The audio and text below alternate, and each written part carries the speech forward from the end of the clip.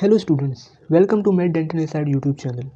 So in this video we will discuss about chapter number 5 which is development of tooth and its supporting structures from 10 kids which is the 9th edition. So 10 kids से आपको सब कुछ पढ़ाया जाएगा, सब कुछ mark किया गया होगा जो आप लोगों के लिए इंपॉर्टेंट है क्योंकि इस चैप्टर के अंदर बहुत सारे सिग्नलिंग पाथवेज हैं और एमडीओ से रिलेटेड भी बहुत कुछ है जो एज़ पर वीडियो स्टूडेंट आपके लिए बिल्कुल भी इंपॉर्टेंट नहीं है। तो हम इस तरीके से लेके चलेंगे कि सबसे पहले तो मैं थोड़ा सा कॉन्सेप्ट दूंगा उस टॉपिक के रिलेटेड, सही है। जब थोड़ी सी कॉन्सेप्ट के ऊपर ग्रिप बन जाएगी तब हम उसकी जो लाइंस है ना, बुक की लाइंस, वो डिस्कस करेंगे। क्योंकि सबसे पहले अगर मैं पहली बुक की लाइन डिस्कस करने पे आ गया ना तो थोड़ा सा मज़ा नहीं आता पढ़ने में। पहले एक कॉन्सेप्ट जब आपके माइंड में बना हुआ होता है ना तो उसके रिलेटेड जब आप उसकी डायग्राम्स और लाइन्स वगैरह पढ़ते हो ना तो आपको कॉन्सेप्ट की ग्रिप अच्छी होती है। तो मेरा पढ़ाने का ये अंदाज होगा, पहले मैं कॉन्सेप्ट दूंगा और उसके बाद हम बुक की लाइन्स के ऊपर आएंगे, उसके बाद हम डायग्राम्स के ऊपर आएंगे, ठीक है। सो नाउ चैप्टर नंबर 5 का पार्ट 1 को स्टार्ट करते हैं, सही है। Development of tooth, development of tooth का हमारे पास दूसरा नाम होता है ओडोंटोजेनेसिस, सही है। जहाँ पे ये वर्ड ओडोंटो आ जाए यानी ओडोंट, तो इसका मतलब होता है हमारे पास टीथ से कोई चीज़ रिलेटेड है। मैं आगे बताऊंगा किस तरीके से वो चीज़ें रिलेटेड होती हैं। तो नाउ पेज नंबर 178 के ऊपर अगर हम लोग आते हैं तो यहाँ से चैप्टर स्टार्ट हो रहा है। सबसे पहले इसकी ये हमारे पास आउटलाइन है और इसी आउटलाइन के जरिए हम इस चैप्टर को कवर करेंगे। तो फर्स्ट वन पे हमें पढ़ना होगा कि प्राइमरी एपिथेलियल बैंड क्या होता है, डेंटल लैमिना, वेस्टिबुलर लैमिना, और इस तरीके से सो ऑन करके हम इस चैप्टर के आखिर तक पहुँच जाएंगे, ठीक है। तो नाउ अब जो नेक्स्ट पेज आता है जैसे पेज नंबर 179, पेज नंबर 179 से लेकर और ये पेज नंबर 184 तक, 184 टू 185 तक इन्होंने सिर्फ एक रिसर्च टॉपिक दिया हुआ है जो बेसिकली माइस के ऊपर किया गया था और इसके अंदर सारी सिग्नलिंग पाथवेज बताए हुए जो एस पर हमें बिल्कुल भी इंपॉर्टेंट नहीं है। तो हम लोग स्टार्ट करते हैं पेज नंबर 185 से। पेज नंबर 185 के लास्ट में हेडिंग दी हुई है which is the primary epithelial band. So होता ये है कि जब एम्ब्रियो 37 डे या 6 वीक का होता है तो उसके माउथ के अपर एंड लोअर जॉ में continuous band of epithelium develop होना शुरू हो जाता है। क्या होना शुरू हो जाता है? Continuous band of epithelium develop होना शुरू हो जाता है जो हमारे पास एक्टोडर्मल इन ओरिजिन होता है, सही है। और वो as a horse shoe shape होता है। हॉर्स शू शेप क्या होती है? ये शेप होती है। जैसे घोड़े का जो पाँव होता है उसका जो निचला हिस्सा होता है, जैसे हम उसकी नाल कहते हैं आई थिंक, तो वो जो होती है ना उस शेप का हमारे पास क्या होता है? Continuous band of epithelium develop होना शुरू हो जाता है। अब below the epithelium there are connective tissue, सही। इस एपिथेलियम के नीचे हमारे पास क्या होते हैं? कुछ कनेक्टिव टिश्यू होते हैं जो मीसेनकाइमल इन ओरिजिन होते हैं। मीसेनकाइमल इन ओरिजिन का मतलब क्या है? वो न्यूरल क्रेस्ट सेल से बनते हैं। अब न्यूरल क्रेस्ट सेल्स क्या होते हैं वो इस लेक्चर में आगे जाकर पता चलेगा, ठीक है। अच्छा, फिर ये होता है कि इन्हीं प्राइमरी एपिथेलियल बैंड के अंदर जो प्राइमरी एपिथेलियल बैंड हमारे पास बना था एट द 37 डे और 6th वीक, तो उसके अंदर हमारे पास कुछ लोकलाइज थिकनिक्स डेवलप होना शुरू हो जाती हैं जिन्हें हम डेंटल प्लेकोड्स कहते हैं। The 7th week, 6th week में क्या हुआ था? हमारे पास प्राइमरी एपिथेलियल बैंड बनना शुरू हुआ था और 7th वीक के अंदर ये होता है कि जो ये डेंटल प्लेकोड्स हैं ये हमारे पास क्या करते हैं? ये हमारे पास दो चीज़ें बनाते हैं। एक बनाते हैं डेंटल लैमिना और एक बनाते हैं वेस्टिब्यूलर लैमिना। अब डेंटल लैमिना वर्ड से ज़ाहिर हो रहा है कि आगे जाके ये टूथ के साथ फॉर्मेशन करेगा या टूथ के रिलेटेड की चीज़ें बनाएगा। और वेस्टिब्यूलर लैमिना क्या बनाता है? ये ओरल वेस्टिब्यूल बनाता है। ओरल वेस्टिब्यूल क्या होता है ये इस लेक्चर में आगे जाके पता चलेगा। अभी जो इंट्रो में हमने चीज़ें पढ़ी हुई इसमें हमने पढ़ा कि at the 6th week primary epithelial band develop होगा और इस प्राइमरी एपिथेलियल बैंड के अंदर प्लेकोड्स डेवलप होंगे और उन प्लेकोड्स से दो चीज़ें बनेंगी विच is the dental lamina and the vestibular lamina. ये डेंटल लैमिना आगे जाके टूथ के स्ट्रक्चर बनाएगा और वेस्टिब्यूलर लैमिना आगे जाके ओरल वेस्टिब्यूल बनाएगा। ओरल वेस्टिब्यूल क्या होता है? कि जो हमारे पास टीथ और चीक के दरमियान का जो एरिया होता है उसे हम कहते हैं वेस्टिब्यूल, सही है। तो वो जो एरिया होता है हमारे पास वेस्टिब्यूलर लैमिना बनाता है। अच्छा, ना वो बुक की लाइन्स के ऊपर आते हैं। सो पेज नंबर 186 के ऊपर इन्होंने लिखा हुआ है कि after about 37 day of development, जो मैंने बात की थी एट द 37 डे या 6 वीक के ऊपर, a continuous band of odontogenic epithelium. अब लेक्चर की शुरू में हमने बात की थी ओडोंटोजेनेसिस की, यानी कि डेवलपमेंट ऑफ टूथ। अब हम बात कर रहे हैं ओडोंटोजेनिक की। ओडोंटोजेनिक का मतलब क्या होगा? ओडोंटो का मतलब हो गया टूथ और जेनिक का मतलब होता है ओरिजिन, यानी कि टूथ के ओरिजिन के रिलेटेड, सही है। इसकी तरह आगे हमारे पास वर्ड आएंगे, एक पढ़ेंगे हम ओडोंटोलॉजी यानी कि टूथ की स्टडी, सही। Odontogenic cyst, odontogenic tumours. तो जिन भी वर्ड्स के अंदर ओडोंटो आ रहा है तो उसमें समझ जाना है क्या है वो भाई, वो हमारे पास टूथ के रिलेटेड बात हो रही है क्योंकि MCQs में ऐसे सवाल आ जाते हैं, ठीक है। अच्छा, form around the mouth in the upper and lower जो, अपर एंड लोअर जो में हमारे पास ओडोंटोजेनिक एपिथेलियम बनेगी जिसकी डायग्राम ये रही है। हमारे पास अपर जो होता है और ये हमारे पास लोअर जो होता है, ठीक है। अच्छा, ये बैंड्स हमारे पास हॉर्सशू शेप के होते हैं, सही है। और यहाँ पे हमारे पास क्या होती है, फ्यूचर डेंटल आर्चेस डेवलप होना शुरू होती हैं। ये हॉर्सशू शेप का बैंड इस डायग्राम के अंदर हमें नज़र आ रहा है, सही है। और इसमें अपर आर्च आएगी विच is the maxillary arch and the lower arch which is the mandibular arch. Now इसके बाद ये होता है, मैंने जो बात की थी कि उसके बाद क्या होगा, जब हमारे पास प्राइमरी एपिथेलियल बैंड बनेगा उसके अंदर हमारे पास कुछ थिकनिंग्स डेवलप होती हैं जिन्हें हम प्लेकोर्ड्स कहते हैं। और डेंटल प्लेकोर्ड्स को ही बिलीव किया जाता है कि इनसे हमारे पास वेरियस टूथ फैमिलीज अराइव हो रही है। इन्हीं से आगे जाके इंसाइजर, कैनाइन और मोलर्स, प्री मोलर्स वगैरह जो होते हैं वो बनते हैं। अच्छा, नाउ अब 10 के अंदर उन्होंने आगे पीछे चीज़ें दी हुई। अब इन्होंने यहाँ पे प्राइमरी एपिथेलियल बैंड के फॉर्म बाद उन्होंने बता दिया कि वेस्टिबुलर और डेंटल लैमिना, जबकि वेस्टिबुलर लैमिना और डेंटल लैमिना डेंटल प्लेकोर्ड्स बनाते हैं एट द 7th वीक। तो ये, और उसके बाद उन्होंने यहाँ पे पेज नंबर 187 पे बताया। तो कोई मसला नहीं है, पहले हमने डेंटल प्लेकोर्ड्स पढ़ लिए, अब हम पढ़ेंगे कि भाई डेंटल लैमिना और वेस्टिबुलर लैमिना कैसे बन रहे हैं, सही है। अच्छा, each band of epithelium called the primary epithelial band quickly give rise to two subdivisions that ingrow into the underlying mesenchyme colonized by neural crest cells ectomesenchyme। बहुत मुश्किल लफ्ज़ लिखे मैं भाई। ये देखो, अभी हमने शुरू में पढ़ा था कि एक चीज़ थी प्राइमरी एपिथेलियल बैंड, वो एक्टोडर्मल इन ओरिजिन था। अब हम बात कर रहे हैं डेंटल लैमिना और वेस्टिबुलर लैमिना जो न्यूरल क्रेस्ट सेल से बनते हैं। न्यूरल क्रेस्ट सेल्स क्या होते हैं वो आगे जाके लेक्चर में पता चलेगा। अब हमने बात की थी डेंटल लैमिना और वेस्टिबुलर लैमिना, जिनसे आगे जाके चीज़ें बनेंगी। नाउ इस डायग्राम के ऊपर आते हैं। ये डायग्राम हमारे पास इंपॉर्टेंट है ऑस्पी के रिलेटेड। अगर इस डायग्राम को तुम लोग देखो तो यहाँ पे ये जो नज़र आ रहा है ये हमारे पास है प्राइमरी एपिथेलियल बैंड। सबसे पहले तो ये कौन सा सेक्शन है, इस सेक्शन को पता होना चाहिए। ये सेक्शन हमारे पास सजाइटल सेक्शन है, सही है। तो सजाइटल सेक्शन क्या होता है, जो हमारे पास बॉडी को राइट एंड लेफ्ट हाफ के अंदर डिवाइड करता है, ठीक है। एनाटमी के अंदर आपने पढ़ा होगा, जनरल एनाटमी में। जो इसके ऊपर की लेबलिंग बता रही है विच इज़ डेवलपिंग टंग, ये प्राइमरी एपिथेलियल बैंड है, जिससे आगे डेंटल लैमिना और वेस्टिबुलर लैमिना बनेंगे एट द 7th वीक। और नीचे हमारे पास मैकल्स कार्टिलेज की लेबलिंग हुई हुई है। मैकल्स कार्टिलेज क्या होता है कि ये फर्स्ट फेरेंजियल आर्च का कार्टिलेज होता है, ठीक है। अच्छा, अब इसी बॉक्स को इन्होंने इस वाली के अंदर बड़ा करके दिखाया हुआ है कि ये हमारे पास है प्राइमरी एपिथेलियल बैंड, नीचे एक्टोमीसेंकाइमल सेल्स हैं। एक्टोमीसेंकाइमल सेल्स कौन से होंगे, न्यूरल क्रेस्ट सेल्स होंगे, वो मैं बताऊंगा अभी। एपिथेलियल सेल्स और मीसेंकाइमल सेल्स में क्या डिफरेंस होता है, ठीक है, थोड़ा सा सब्र करो।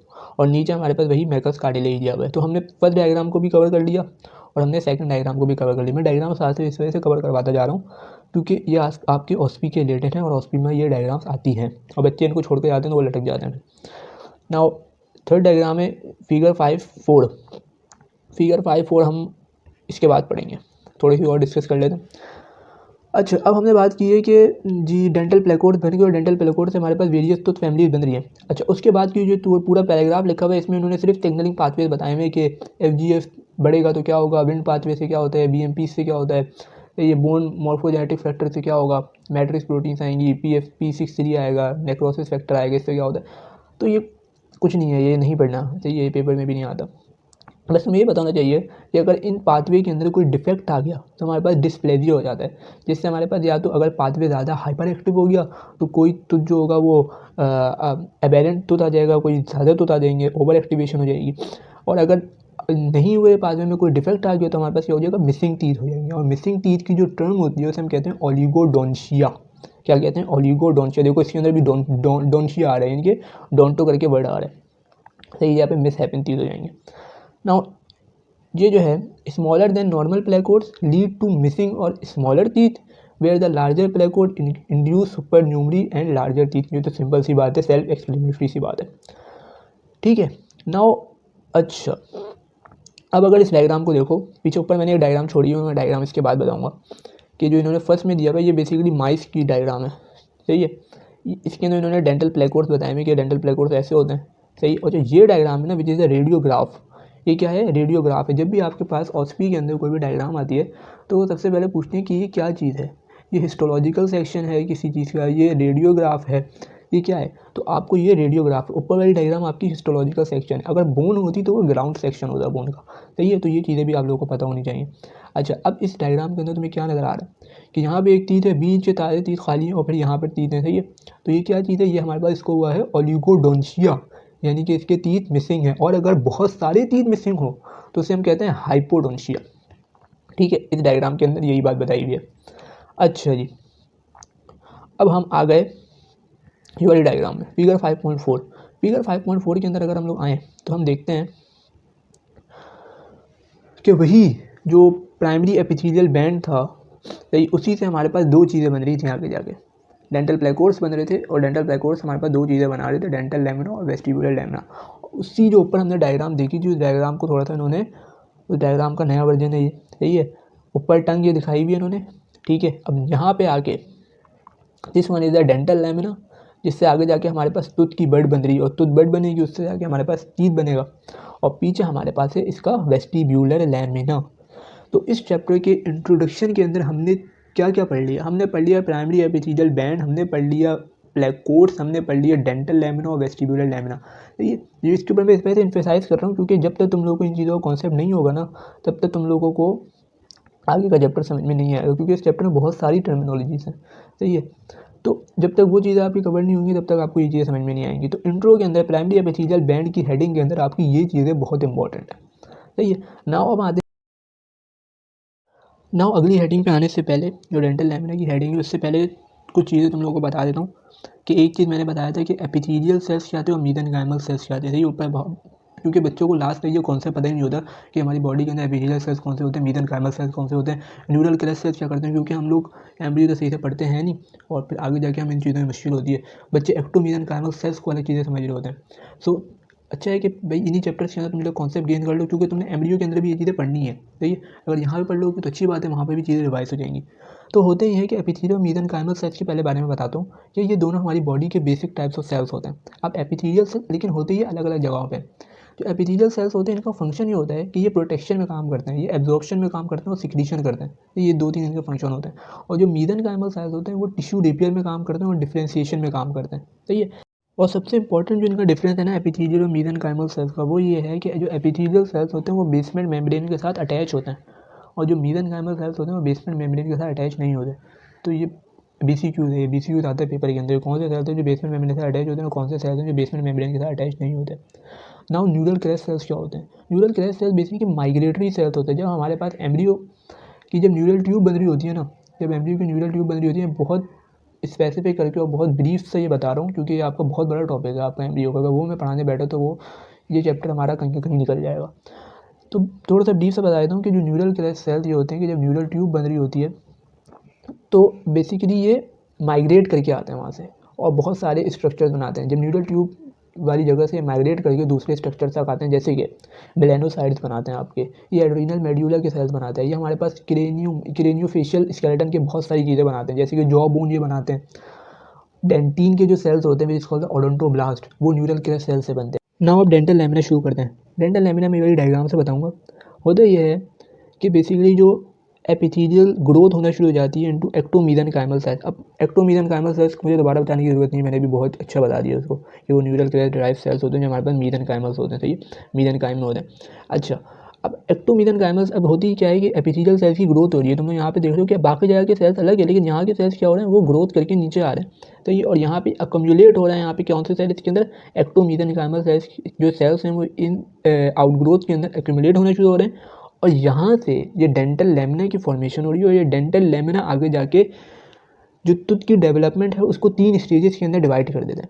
The first one is the bud stage, the second one is the cap stage and the third one is bell stage. तो होता अब आ जाते हैं हम इसकी वर्डिंग्स के ऊपर। वर्डिंग में इन्होंने बताया हुआ है कि जो एक्टोमीसेंकाइमल सेल्स हैं वो अक्यूमुलेट हो रहे हैं इन आउटग्रोथ के ऊपर, सही है, जो हमारे पास एपिथेलियल सेल्स की आउटग्रोथ बनी थी। और यहाँ से हमारे पास जो टूथ की डेवलपमेंट है उसके 3 स्टेजेस शुरू हो जाते हैं। एक बड स्टेज होता है, एक कैप स्टेज होता है और एक बेल स्टेज होता है। नेक्स्ट पेज के अंदर ये बोल रहे हैं कि note also that because development is a continuous process. हमें पता है कि डेवलपमेंट कंटिन्यूस प्रोसेस, आप किसी एक पॉइंट के ऊपर नहीं बता सकते कि इसके अंदर कितनी डेवलपमेंट हो गई है या इसके बाद कितनी रह गई है। सो इस वजह से कोई क्लियर डिस्टिंक्शन पॉसिबल नहीं है इन स्टेजेस के दरमियान, लेकिन हम इसको फिर भी थोड़ा सा अपनी आसानी के लिए हमने इसको डिवाइड किया हुआ है, ठीक है। Now the vestibular lamina, the vestibule forms as a result of proliferation of vestibular lamina into ectomesenchyme soon after the formation of dental lamina। ये लाइन बहुत इंपॉर्टेंट है। अब मैंने तुम्हें शुरू में बताया था कि वेस्टिब्यूलर लेमिना से आगे जाके हमारे पास वेस्टिब्यूल बनेगा, सही है, लेकिन डेंटल लेमिना के बनने के बाद ये BCQ आता है कि जो वेस्टिबुलर लैमिना वो डेंटल लैमिना से पहले बनेगा, डेंटल लैमिना के बाद बनेगा, तो हमेशा डेंटल लैमिना के बाद बनता है। अब होता ये है, अब तुम लोग बोलोगे सर ये वेस्टिबुलर लैमिना तो बन गई, अब वेस्टिबुलर लैमिना से वेस्टिब्यूल कैसे बन रहा है? तो जो वेस्टिबुलर लैमिना है ये हमारे पास इनलार्ज होता है और उसके बाद डीजेनरेट हो जाता है, और इसके दरमियान क्या होता है, जो सेल्स होते हैं वो मर जाते हैं और उसके दरमियान जो क्लेफ्ट स्पेस आ जाती है, और वो जो स्पेस होती है वही हमारे पास क्या होती है, चीक और टूथ बियरिंग एरिया के दरमियान जो स्पेस होती है उसी को हम कहते हैं वेस्टिब्यूल, जिसकी मैं भी तुम लोगों को डायग्राम दिखा दूँ, ठीक है। Now this is the oral vestibule. देखो यहाँ पे हमारे पास ये टीथ आ रहे हैं, सही है, और यहाँ पे हमारे पास क्या है, चीक आ रहे हैं, इसके दरमियान की जगह इसे हम कहते हैं वेस्टिब्यूल, और ये किससे बनता है, वेस्टिब्यूलर लैमिना से बनता है। ये भी बीसीक्यू आता है, ये वेस्टिब्यूल किससे बनेगा, वैसे आसान सा होता है लेकिन फिर भी बच्चे गलत लाकर आ जाते हैं। तो वेस्टिब्यूल किससे बनता है, वेस्टिब्यूलर लैमिना से बनता है। Move towards to the next heading which is initiation of tooth. अब इस पूरी हेडिंग के अंदर इन्होंने सिर्फ सेल सिग्नलिंग पाथवेज और एम्ब्रियो के रिलेटेड चीज़ें बताई हुई हैं जो इम्पोर्टेंट नहीं है, सही है। और फिर भी अगर कोई पढ़ना चाहता है, अब ये टेबल देख लो विच इज टेबल 5.2, अब इतना बड़ा टेबल उन्होंने दिया हुआ है, ये कैसे याद रखोगे, लेकिन फिर भी अगर कोई इसको पढ़ना चाहता है तो गुड लक। बाकी इन चीज़ों के चक्कर में अपने इंपॉर्टेंट टॉपिक्स नहीं छोड़ना और कॉन्सेप्ट नहीं छोड़ना है, क्योंकि असल चीज़ आपकी कॉन्सेप्ट है। At the end of the day आपके पास पेपर में एमसीक्यूज आता है और उसमें आपको कॉन्सेप्ट ही लग रहा होता है, ये रट्टे वाली चीज़ें बहुत कम आती हैं, सही है। वो सारी चीज़ें आपकी इंटर तक और ए लेवल ओ लेवल तक का था, वो आपकी चीज़ें खत्म हो गई, सही है। और by the end of the day in चीज़ों से कुछ भी नहीं आता। अब ये इतनी बड़ी हेडिंग दी हुई है इन्होंने, सारे सिग्नलिंग पाथवेज दिए हुए हैं, तो ये नहीं आते। नेक्स्ट हेडिंग के ऊपर आते हैं which is tooth type determination. अब हमें पता है कि जो स्पेसिफिक टूथ टाइप को करेक्ट पोजीशन के अंदर जॉ में जो डिटरमाइन करते हैं उसको हम कहते हैं पैटर्निंग ऑफ द डेंटिशन, ठीक है। ये एमसीक्यूज पॉइंट है। नाउ अब एक और चीज़ भी होती है कि ये तो एज अ इंटर के अंदर हमने चीज़ें पढ़ी थी कि दो तरह के टीथ होते हैं, एक होमोडोंट होते हैं और एक हेट्रोडोंट होते हैं। होमोडोंट वो टाइप ऑफ टीथ होते हैं जो जिनकी शेप सेम होती है, और हेट्रोडोंट वो होते हैं जो अलग अलग डिफरेंट टाइप्स होती हैं, उनकी शेप डिफरेंट तरह की शेप्स होती हैं। अच्छा, और ये जो हेट्रोडोंट होते हैं उनकी तीन फैमिलीज होती हैं basically. The first one is incisiform, the second one is caniniform and the third one is molariform. अच्छा, उसके बाद इन्होंने यहाँ पे दो मॉडल्स बताए हैं, हाइपोथेटिकल मॉडल, इनके सिर्फ नाम पता होना चाहिए। The first one is the field model and the second one is clone model. बस इसके अलावा इस पूरी हेडिंग के अंदर आपको कुछ नहीं पता होना चाहिए, ये बाकी सारी चीज़ें उन्होंने बताई हुई कि एक किस मॉडल ने क्या बताया था और किसकी जीन्स कौन सी हैं और कौन सा सिग्नलिंग पाथ भी क्या करता है, तो वो इम्पॉर्टेंट नहीं है। The next heading is the instructive signals for patterning. अब ये भी पूरी हेडिंग वही है, ये कि मोलर के लिए कौन सा है, प्री मोलर के लिए कौन सा है, डिजिटलाइजेशन करनी है of the oral and dental ectoderm, इसके अंदर ये सारे हमारे पास सिग्नलिंग पाथवेज दिए हुए हैं जो इंपॉर्टेंट नहीं है।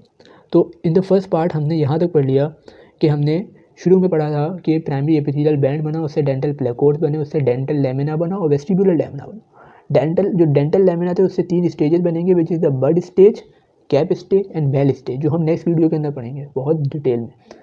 और जो वेस्टिबुलर लेमिना था उससे बन रहा था ओरल वेस्टिब्यूल, सही है। और ओरल वेस्टिब्यूल क्या चीज़ है, जो हमारे पास टूथ और चीक के दरमियान का जो एरिया होता है हम कहते हैं ओरल वेस्टिब्यूल।